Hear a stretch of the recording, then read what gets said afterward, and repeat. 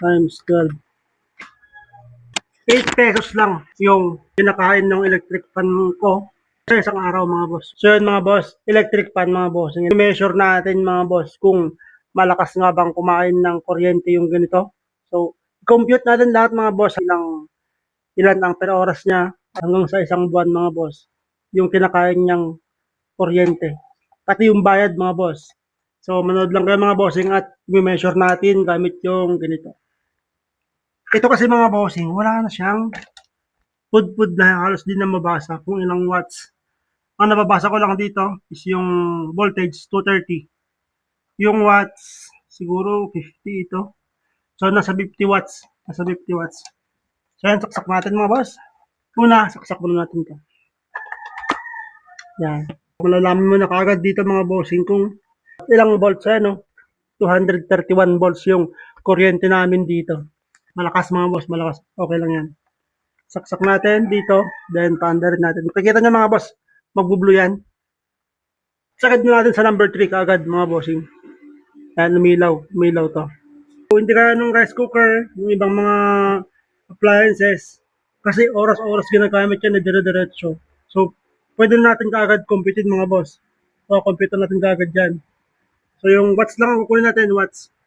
So, yan, 58. 58 watts mga boss. So,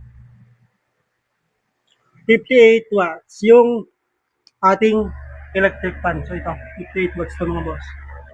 Sa speed na number 3 mga boss, number 3.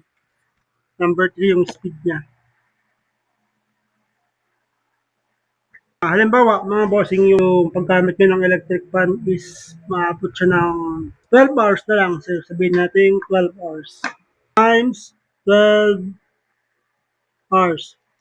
58 times 12. 6. 696. I-divide natin yan ngayon sa 1,000 kasi nga isang kilowatt mga boss katumbas na is 1,000 watts. So ito i-divide natin ngayon to. Divide 1,000.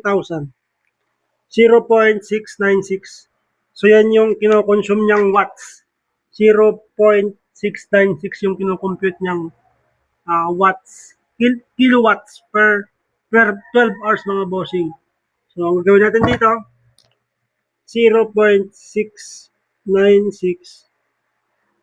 Magkano nga ba yung presyo ng kuryente sa mga bahay-bahay nyo? Kasi dito sa amin is 12.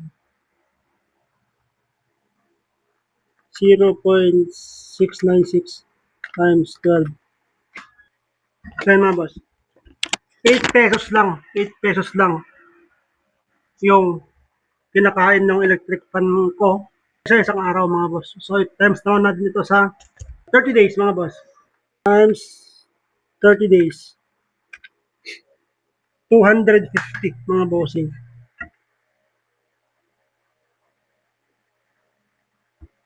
So yan, 250 per month kung 12 hours. Kung 12 hours na umaandar yung electric fan ninyo.